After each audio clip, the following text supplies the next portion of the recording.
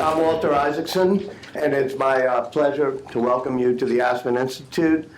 We were just discussing the period in the late 1940s. Evan Thomas and I, many years ago, wrote a book called The Wise Men, which was about the time of a bipartisan foreign policy when we were facing challenges that were similar to the global challenges we're facing today. And during that period, Robert Lovett, who was the Undersecretary of State, every evening used to drive by the Wardman Park across Rock Creek from where he lived and stop by and talk to Arthur Vandenberg, the Republican chair of the Senate Foreign Relations Committee. And together with a bipartisan group of people, with the Senate and the Truman administration working in concert, they were able to have the most creative flourish to a global challenge that I think you can find in history: the creation of NATO, the World Bank, the whole institutions of Radio Free Europe, the Bretton Woods economic agreements, the Marshall Plan that rebuilt Europe. We're facing that type of struggle today when we face terrorism, ISIS, a new global challenge that's pretty much as dangerous as the rise of Soviet-backed communism was in the 1940s. But we very rarely have that structure of the great wise men. I'm using all this as an introduction because in times when people say, who are the wise men today, I do always think of Senator Bob Corker. So it's our honor to have him with us today, and for me to turn it over to Dan Glickman, who runs our congressional program. He used to be a congressman from the great state of Kansas, and agriculture secretary. Thank you, Walter. Thank you, Senator Corker, for coming. You all have his bios in front of you, but I like to think, who would the founding fathers have in mind for people who are managing and running great public policy issues? And I think they'd have a guy like you in mind. And your background, businessman, not career politician, but at the same time, somebody who's come to Washington and viewed as independent, thoughtful, bipartisan, all adjectives which are not often used to describe people in influence like you are. So we're delighted to have you here. And we have a great group of people around. First of all, I just want to say that this series has been brought to us and financed by the Michelle Smith and Robert H. Smith Family Foundation. We thank them very much. I'm going to ask the Senator a question or two, and then we want to turn it to the distinguished folks here. And I know you have a hard stop pretty much close to noon, so we'll try to get you out of there. But so you just came back. You were in Egypt, and you stopped in Paris, and you've been in 66 countries. You said since you've been. Is that since you've been chairman, or since you've been in the Senate? No, since I've been in the Senate. Senate. Okay. Well, whatever it is, it's traveling a lot. I'm sure your wife is absolutely thrilled to see you go to all these very safe vacation places every year.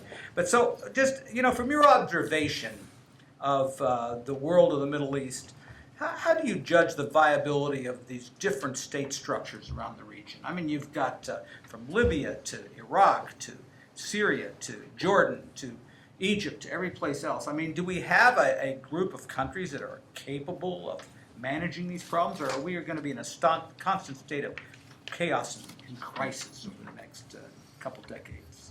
Well, it's a great question, and I do want to say before answering, I'm always thrilled to be with people like who are here. I think most of you know I was a business guy before coming to the Senate, and what I've learned from people like you and others around the world. And so it's a privilege for me to be with such an esteemed group of folks, and I look forward to your comments.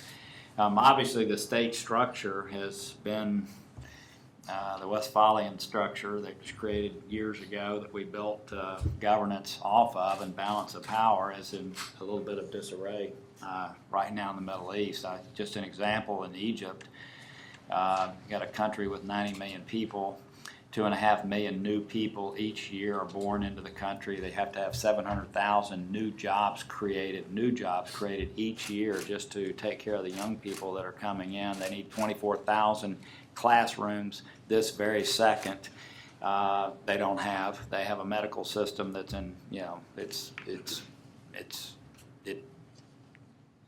very decrepit. And they've got issues, obviously, of economic growth.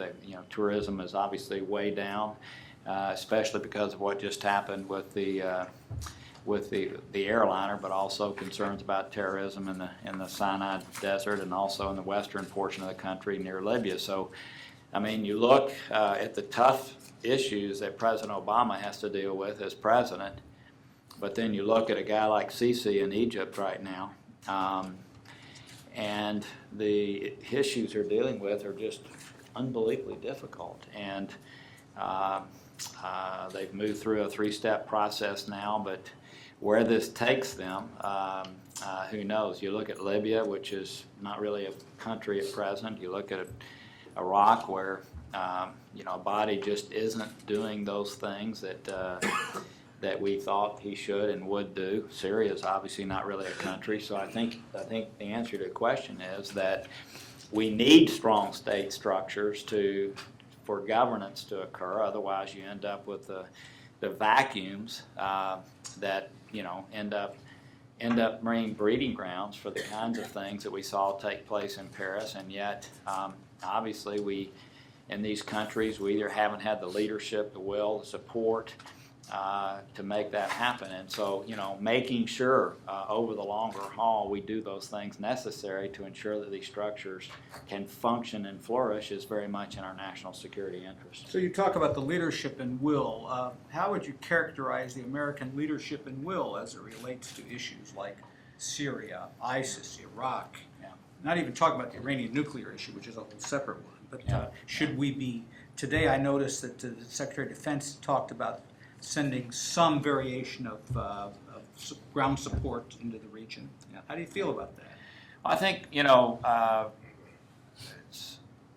same question I was asked last week in Paris. I think that we have to make a decision. The President has to make an executive decision, especially as it relates to Syria, but over time, Libya is going to be the same type of place, and that is it his decision that we are truly going to defeat ISIS, or is it his decision to continue along what I think he would self-describe as a strategy that's been more about containment? And I really do believe, I know we have people running for president, obviously, that are making all kinds of comments on a daily basis, as you would expect, and we have people in the body I serve that are making all kind of prognostications about numbers of troops and all of those things. But I think the first decision that has to be made by the president is, give me a plan that will allow us to actually defeat ISIS, and let me vet that. And I think any of us throwing out little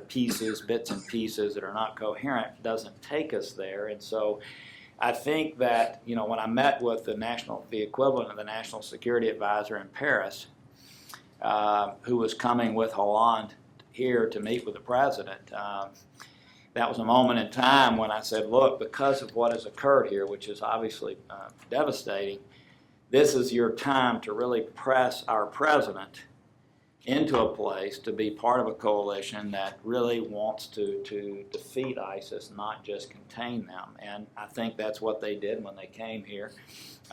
Their particular week was made up of a meeting with Merkel, Putin, Cameron, Obama, and I think that it's a week that bore some fruit. I mean, it appears that Cameron's moving ahead in the UK. It appears that Germany's moving ahead, and hopefully this is a catalytic moment, Dan, where the president will make that decision that we're going to lead an effort to truly try not just to contain but defeat. What that means exactly, I don't know. I'm not that expert. So just to kind of follow up on Walter's question to you about the bipartisanship and the history of foreign policy. Yeah. So, I mean, this is not an unimportant struggle. I mean, you're talking not only terrorism, but potential nuclear threats, stateless societies, and everything else. And so as the president tries to figure out what he thinks we ought to do you think, in your role as chairman of the Foreign Relations Committee, but the role of Congress in working with the president, how do you think the president should relate to Congress in this area? So,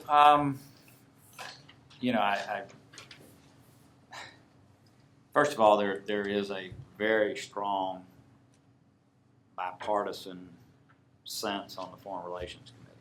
I mean, it really does exist. It's real. Ben and I are in constant contact. Our chiefs of staffs are very, very close, and so there's a constant back and forth. So that's real. The House is functioning somewhat that way. I think Elliot Engel and the chairman do well together. Now, as it relates to the administration, I've worked much more closely with them than people I think realize. But I will say, since I had the momentum around the Iran Nuclear Review Act, that has dissipated. Once we passed that piece of legislation out of committee, there hadn't been a lot of give and take, and I don't know whether it's just that time in the administration. It's an interesting thing. I think you talked about, Walter, things like the kinds of things that you laid out, which are creating institutions. And for those kinds of things to happen, I think you do have to have, obviously, Congress involved in working it all the way through. When it comes to laying out a policy as to what you're going to do in Ukraine, I think the administration really resorts back at, and you can understand this, to the Article 2 mentality that, look, we're the commander-in-chief. And, that pushing, if you will, which we've had plenty of, bipartisan pushing, I might add, on things like Ukraine and other places, is not particularly well received. I mean, that's where there's really a sort of a pushback that takes place.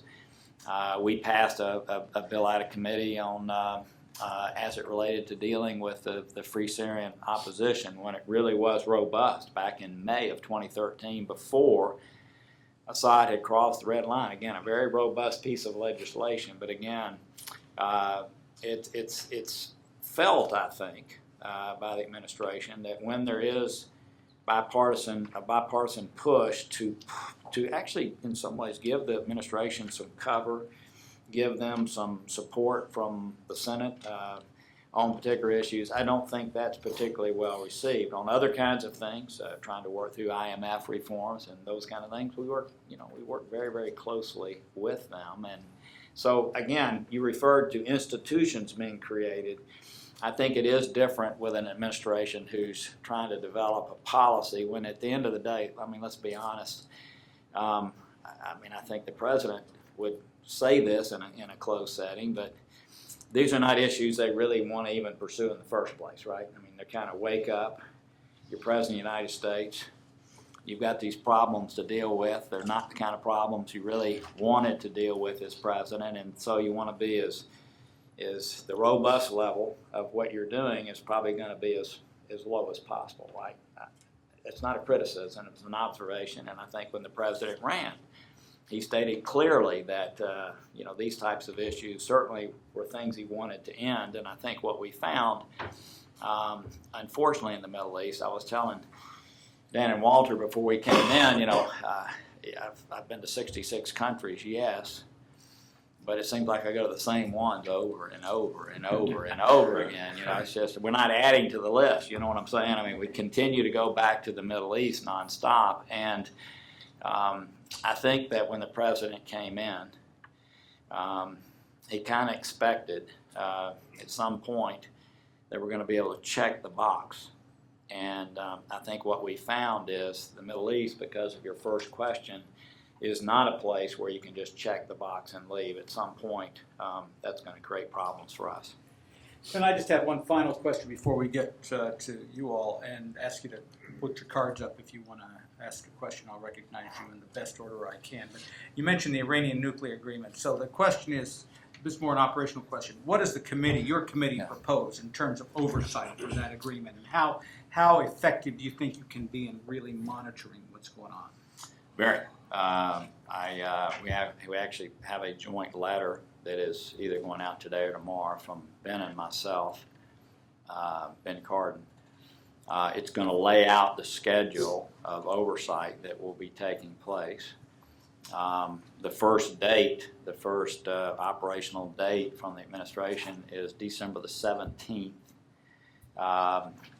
tomorrow we have a briefing on, a classified briefing on what's actually happened with the previous, or most people say possible military dimensions. I would say previous military dimensions of Iran's activities. But no, one of the best pieces, we watched what happened in North Korea, where agreements were reached but not followed up on, and therefore, let's face it, I mean, North Korea is a nuclear country today, really, for all practical purposes. There wasn't a follow-up, and so one of the most important aspects of the Iran Review Act was not just the understanding of the deal on the front end, but the in-code follow-up that takes place, and the things that the administration, after this administration, I mean, this is going to go on for a long time, but all administrations have to do, and what Congress's role is in overseeing that, to ensure that, again, this isn't one of those things that we do a deal, we forget about it and move on, and the next thing you know, you wake up and you're in a very different place. Yeah, I'm going to get the questions. I just was interested. You talked about the president asserting his Article 2 authority, and it's interesting the founding fathers decided that Article 1 was not the executive branch; it was the Congress. Yeah. So personally, I'm glad you're taking an aggressive stance in terms of that. And look, it's bipartisan. And if you're someone who supported the Iran deal, you want to make sure that everyone's paying attention and that it's successful. If you didn't support the deal, I mean, you have the same motivation. I mean, this is now what has been agreed to, and for at least this period of time during this presidency, this is the deal that's going to continue. And I think all of us, at the end of the day, our genuine, sincere, central concern was ensuring that Iran doesn't get a nuclear weapon. And so this is one of those deals again, Dan, where people on both sides of the aisle want to do an incredibly diligent job to make sure that doesn't happen. Great. Okay. So, Syed, you're number one, and Steve, Ambassador, and then we'll go down the list as best I can. And try to keep your questions as short as possible. And introduce yourself, too. Yes, sir. My name is Syed Erekat. I'm a Palestinian journalist, so I would be remiss not to ask you about the Palestinian-Israeli issue in your capacity as chair of the Foreign Relations Committee in the Senate. Sir, a few weeks back, the president basically declared the death of the peace process, at least while he's in office. Do you, in your capacity and your committee that wields a great deal of influence in that area and has friends on both sides, do you see any movement or any possible movement or perhaps any initiative that you might take that can get this process going again, or must the occupation go on forever? Thank you, sir. Look, just being honest, I see zero momentum around that issue right now, and I know that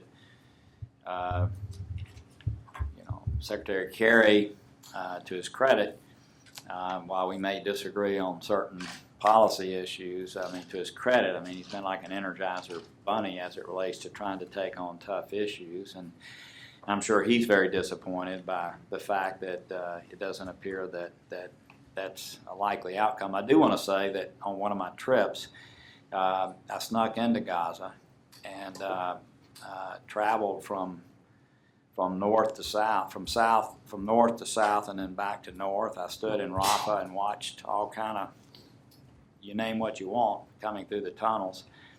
And I do understand the importance. I spent, on my trips there, I've always spent time with Palestinian prime ministers. I felt momentum a few years ago. I'm going to say 3 years ago, it felt to me like things were coming together. The security situation, especially in the West Bank, was changing. Economic growth was taking place. This last trip, which I think was in March time frame, I think that's right. I feel zero momentum around the issue at present. Steve Clemens. Senator, thanks so much for being here. I guess the question I want to ask you is about the strategic mindset of people in the committee. Because when I think back to the Cold War and look at the debates that happened in that time, you had people who wanted, the liberal interventionists wanted to intervene here or there, or you had people with different strategic mindsets that competed. But on that stage, behind that stage, was the stark realities of how everything could end because of essentially U.S.-Soviet competition. Today, that framework, that power that the United States has seems so easily hijacked by whatever cause, and that you can call ISIS a strategic threat on par with anything else, or you can come up with something. And I get the sense that the map that people bring to the policy considerations doesn't easily think through the trade-offs of your businessman, the costs and benefits of approach. And I guess I'm interested in, when Richard Lugar was in your position, I remember him asking David Petraeus once about something going on in Afghanistan, and David was then commanding ISAF. And Petraeus weighed in and he says, I can't answer that question on broader strategy because my world is just Afghanistan. Somebody else has to do that. And I thought it was a very important exchange which we don't reflect back on. And I'm wondering with your committee members and how you think about this, is there a strategic frame that we're all missing that somehow your committee members have? Yeah, so I think it's a great question, a great point. And, I think I think with all the multiple issues that are being dealt with, not one insurmountable issue, they're all, complex. I think that you're right. I think that strategic focus was not trying to get out of any blame that may exist in my chair relative to this, but I think when you have sort of this bipolar world where it's the Cold War and everybody understands, I think it's so much easier to develop a strategic framework. I do think, in fairness to the administration, I hate to keep being so fair in this meeting, but I think part of some of the resistance from the Joint Chiefs has been exactly what you just said. And that is like the media will often do, obviously, and it's the issue of the day, and obviously, the country focuses on what's on television so much and being reported in publications. And so everybody gets, focused on that for a period of time, and you're right, yes, things get somewhat hijacked. I think in some ways, I'm certain of this actually, that just based on conversations I've had, there is a resistance by the military complex because of these competing resource issues and not wanting to get too sucked into one particular place, knowing that resource allocation and a strategic, when you really think about it, I don't know how you want to grade these. Each person would grade them differently, but when you think about what is happening in the South China Sea, which is of concern, when you think about what Russia is doing in Ukraine, and I had a great meeting recently with our NATO head, and what he was sharing with me is exactly what you just said. He said, Corker, the problem is Russia's looking at the whole rug. Okay? What we do is we keep looking at one piece of the rug relative to what they're doing, and so we keep responding. Is it Ukraine here, Eastern Ukraine, Crimea? Is it Syria here? They're not looking at it that way. They're looking at it from his perspective very much like you just laid out. But then you add to Ukraine, you add to that the issue of ISIS. You have what's happening in Syria and specifically, and you look at Iran. Just with the huge amount of energy that it took to negotiate that deal and kind of took all the oxygen out of the room for a period of time, by the way, when other things were very problematic. I think what you've just said is true, and it makes it difficult to strategically lay things out. And again, I kind of think that I think you accompany that with the administration, who I really think I don't want to be overstated by the media in saying this. I just think they're looking so forward to January 20.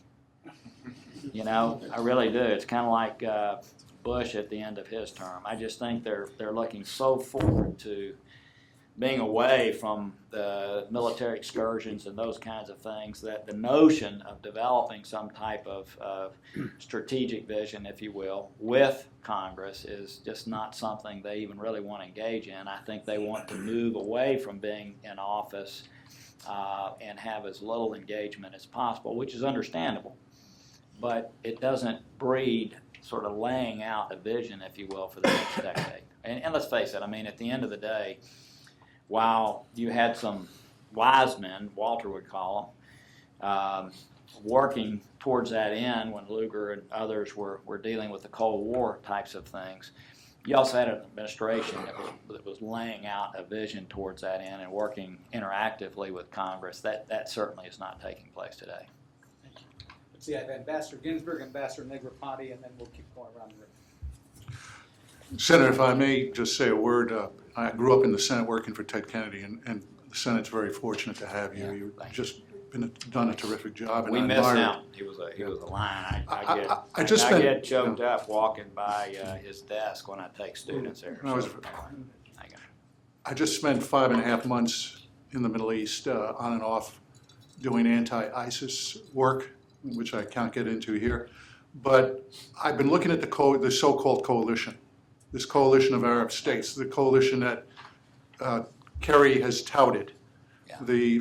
And yet, when you start scraping away the surface, the Germans have finally kicked in, but NATO allies have been reluctant. Arab allies, Saudis, the Sunni states have not really stepped up to the plate.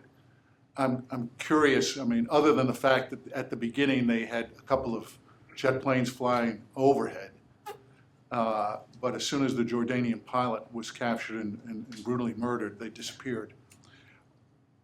We can't really take on ISIS without an effective coalition that is not a crusader coalition.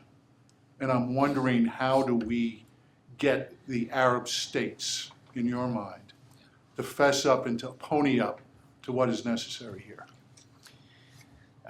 Great. I mean, I think everything you just said is true. We have a coalition of 65 or 66 folks, most of which aren't doing anything. Maybe they're offering their reading glasses or something, but they're just not really involved in a meaningful way. I do think that that's changing a little bit. I mean, I see that especially some of our closest friends, their parliaments and others are moving in a direction to release them to be more involved. But you're right. I mean, I think a part of this is, look, I kind of hate to say this again, it's getting trite, but I really think what happened in August of 2013 changed everything for us, I'm sorry, in the Middle East. When Assad crossed the red line and we did not take action, it really raised a lot of questions in our Middle Eastern partners' minds as to who we were. Are we really committed? Are we going to do the things that we said we were going to do? And I think they're still in their minds as you talk with them privately. Obviously, when they meet with the White House, they say something, I'm sure, different. I'm not in those meetings, but there's a commitment that they're concerned about. Where are y'all really? But let's face it, from our standpoint, back to them. I think this has kind of been the way it's been, hasn't it? I mean, there's a lot of talk that takes place. We're going to be back in the region on this very topic in the next several weeks. But you meet with them in Munich. We have all kinds of bilat meetings there. We see them in their own countries. We see them here. There's a lot of talk. But until we get a real commitment from them, you're right. We're going to create another dynamic where it's the crusaders, if you will, on the ground in Syria. And I think, again, from the administration's perspective, and just as you stated it, that's a worthy concern. And we've got to put an Arab face on what's happening on the ground there. Thank you. Ambassador Negroponte. Yeah. Mark, almost verbatim, you asked my questions about the crusade and about what's being done to help encourage the other Arab countries to do something about this, because I think it is almost pointless to try to just do it for the West to try to do it themselves. A couple of observations and maybe a question buried in there somewhere would be first. This is one of the wise men, so I'll just listen and not I went to not his take it away. office when you still had boxes down there in the Senate. You just gotten elected, and we had the pleasure of meeting each other when I was deputy secretary. I just wonder, and I learned from hard experience in Iraq at the UN, it's hard to do some of these things if you don't have consensus in the Security Council. Some people might think I'm being silly about this, but basically if you don't have consensus in the Security Council, it means the great powers are divided. And if the great powers are divided, the others are going to pursue their own inclinations rather than some kind of a global consensus.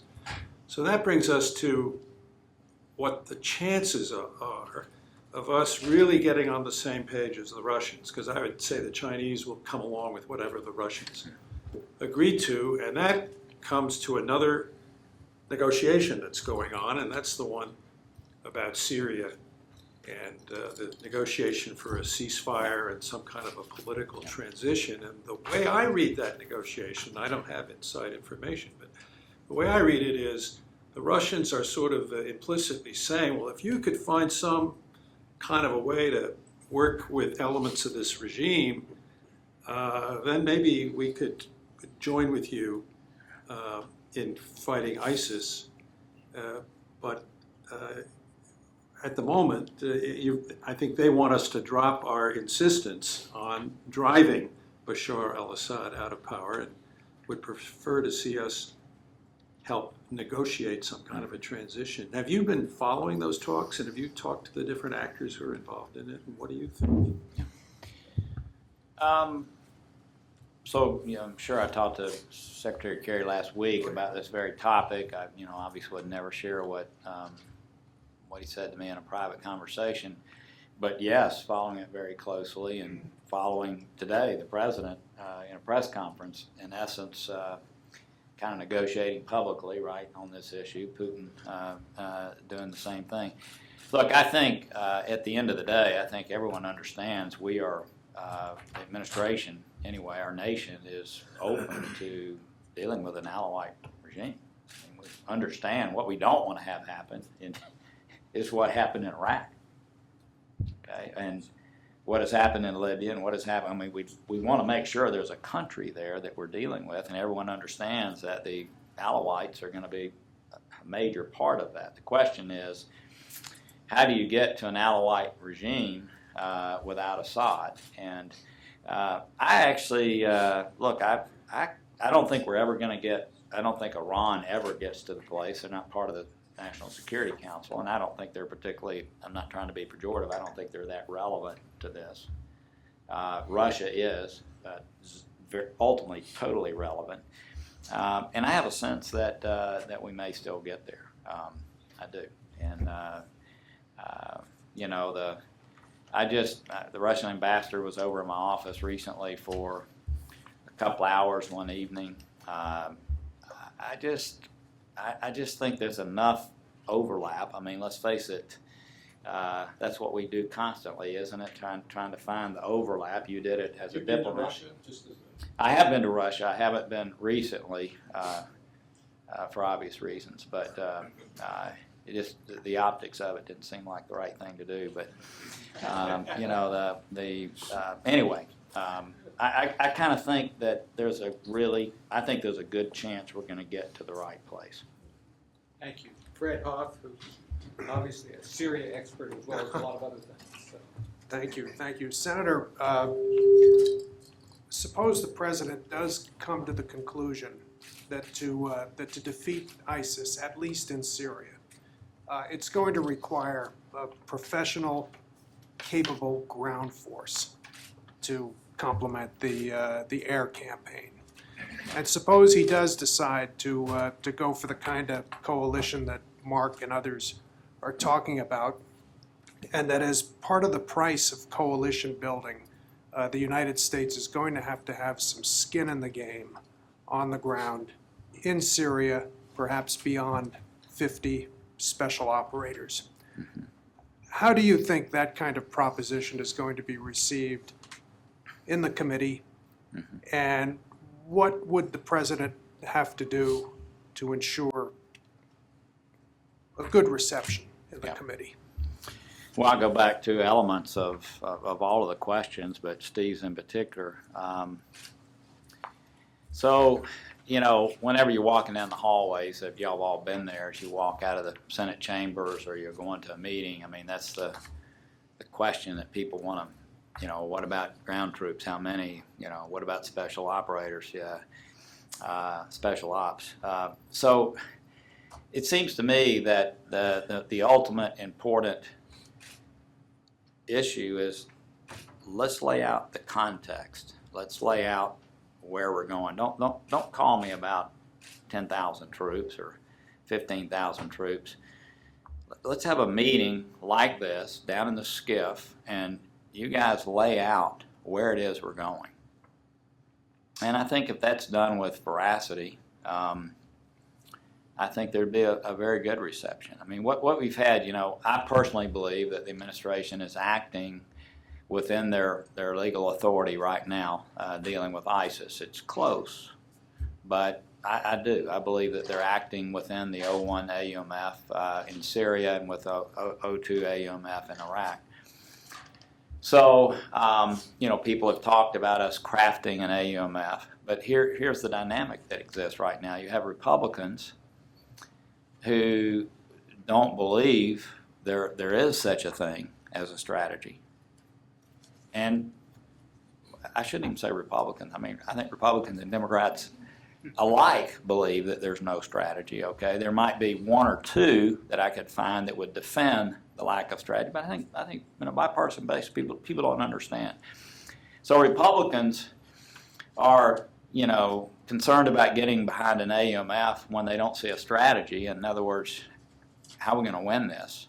What are the elements of this?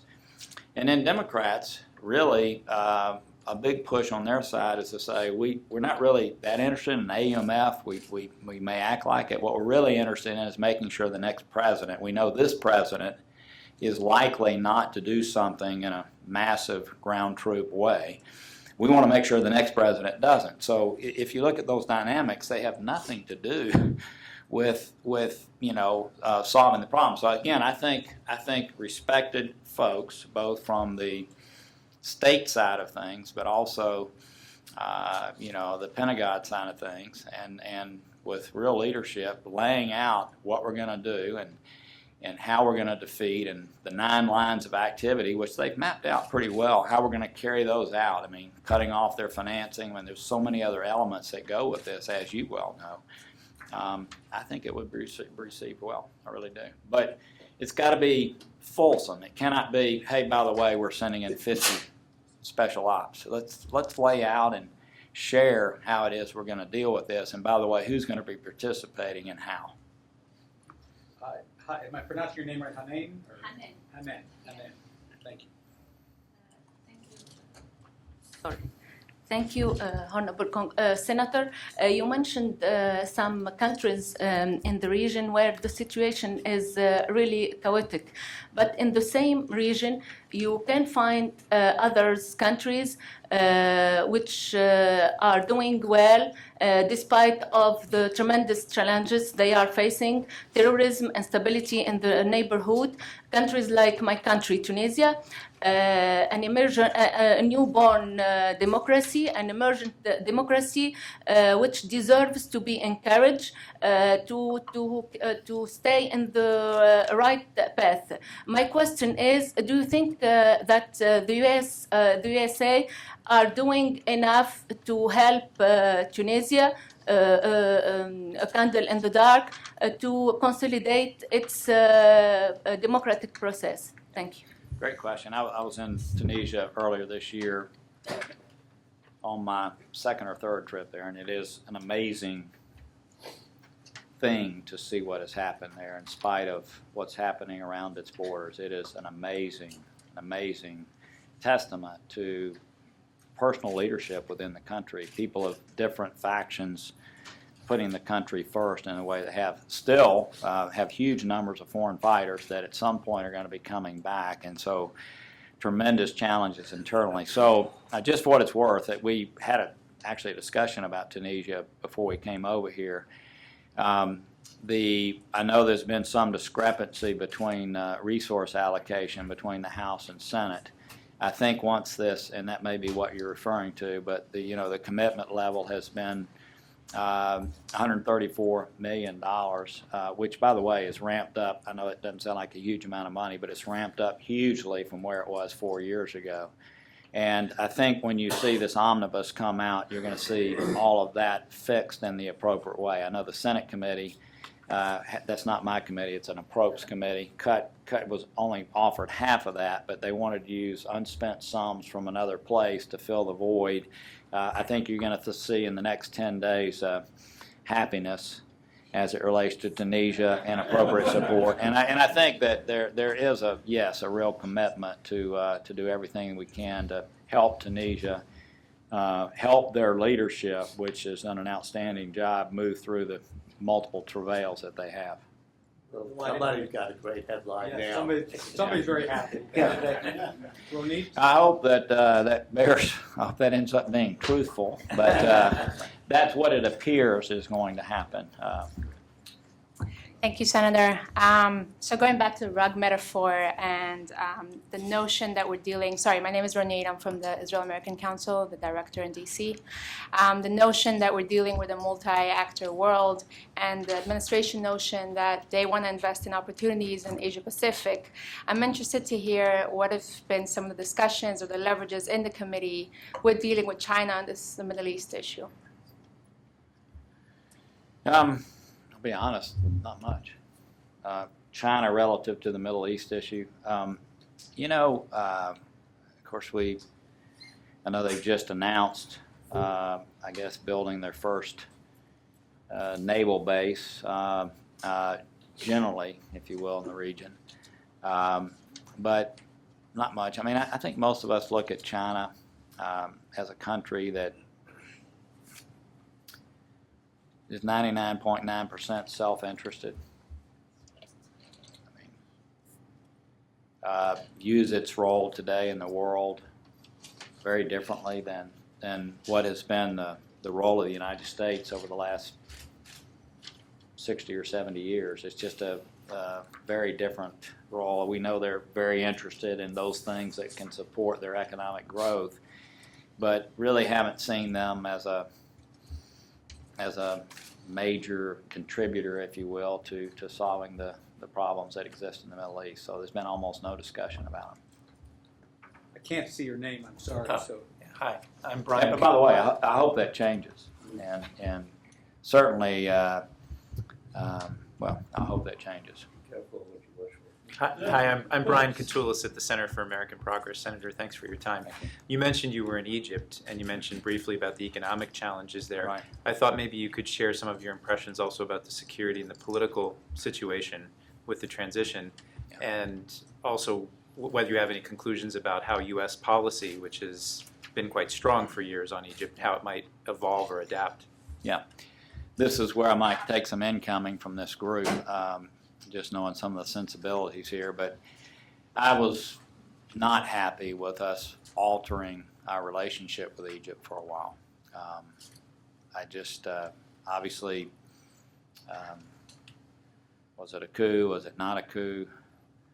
I spent a lot of time on the phone with Secretary Hagel trying to, and I think Secretary Hagel, by the way, didn't really want to alter our relationship with Egypt the way we did. I just felt like at that moment in time, it was not the right thing for us to do. It's fully restored now, which I appreciate. I just think that you look at the security concerns inside the country and the economic issues, all the other issues are very difficult to deal with unless that particular piece is. Now, while I was in Egypt, I met with as we always do, and actually typically we do it first, other than sometimes meeting with folks at our embassy that have the ability to let us know what's truly happening in the region. But after that, we typically meet with human rights activists in countries like this, and people are concerned about religious persecution and those kinds of things, although that wasn't really a focus. But, you know, what's happening with detainees and disappearances and the treatment of people who have altering views. So I think that, you know, with a country like Egypt, with the issues that they have, our policy should be that we're gonna continue to be to work very, very closely with you. Over time, we want these human rights issues dealt with in the appropriate way. We understand you're stepping through these very slowly, not at the pace that many people would like. At the same time, I'm sorry, I do have a sense of some of the major challenges that they're dealing with inside the country, and have a degree of understanding as to why they would put security and economic issues and at the top, and want to deal with some of the other issues later. That doesn't mean they're not important. They're very, very important, and they have to exist, or at some point in time, there's going to be a pressure within the country that is going to create significant problems. So they have to be dealt with. But I think our policy should be to do everything we can with this 90 million, going to be 100 million person country in 4 years that has significant issues, that is at least functioning, for us to do everything we can to support a state that at least is operating and try to make it as successful as we can. Thank you. I want to close with Walter, but we'll just do one more now, because I want to make sure that we get the senator back in time to vote and do other things. So I think the next person was up. Was this? Is it John? John, yes, I lost my identity. You did. But I can see you. Thank you. Yes. Although I work for Morocco, my question is broader. First of all, thank you for the support you've given Morocco over the years. We appreciate that very much. But I'm concerned, as Hanan is, about the vulnerability and the challenges to three of our closest friends, Jordan, Lebanon, and Tunisia. Yeah. And obviously Jordan and Lebanon, like Turkey, face incredible issues with refugee populations, impact on the host communities, integrating their security forces against penetration by outside forces. What is your sense of the survivability and our security relationships with, in particular, Jordan and Lebanon, and support for Tunisia and Morocco? The survivability? Yeah. And what do you mean by that? In terms of the fact that they had incredible domestic challenges, Yeah. Okay. and now the external challenges from the refugees, how are we, aside from providing funding for some of the costs associated with hosting refugees, ensuring that Jordan and Lebanon are going to make a difference, or submitting your resume to be next president of Lebanon, which is the other option? Yeah. Look, I think there's significant to huge concerns about Jordan. I mean, it's the king has been slow to move through some of the reforms that need to take place. He's a great friend of ours, a great friend of Israel's, a great friend of the region. He spends a lot of time on external issues, but he has tremendous internal issues that still have to be resolved. The influx, I think probably most of us in the room have visited the refugee camps, both in Turkey and Jordan and other places, and it's phenomenal what these countries have done. But in Jordan in particular, they're hosting people in their homes. I mean, it's an incredible thing. I mean, these kids are going to their schools. They have, lack of water resources that are being burnt up by the huge amounts of people that are in their country. So, no, I think in almost every conversation we have relative to the region, Jordan more so than Lebanon, I'm sorry, but we have the same concerns about Lebanon, but Jordan in particular is focused on as a country that could go either way if the wrong things happen to occur. Now, we do support them, I think, more than people think, relative to internal security issues and those kinds of things. But look, Jordan in particular is a country that wants to play a highly constructive role in the region, and yet has tremendous destabilizing forces that are taking place within, and it's a place we've got to pay a lot of attention to. I could say less about Morocco. I mean, we understand concerns, but I think if I were going to tier the risk, I would tier it Jordan, Lebanon, Morocco. Thank you. Thank you. And Tunisia. And Tunisia, well, I already spoke to Tunisia, okay, so. You get one bite at the apple. Yeah, so, yeah. Yeah. Walter, I'd like to close with you. Any comments or questions? I would put Tunisia above Morocco. Oh, you're going to cause a dispute between the two of them. That's not Yeah. good. Let me end with a question that's a little bit tangential, but it involves the intelligence issues that we're going to defeat ISIS. And there's been the debate over the collection of data issue, the bulk collection. The NSA quit doing that. And everybody from Director Mueller to Admiral Rogers, Director Clapper have said this is causing us to go blind at a certain point when we lose track of terrorists. How much should we worry about that, and how much should we recalibrate on that?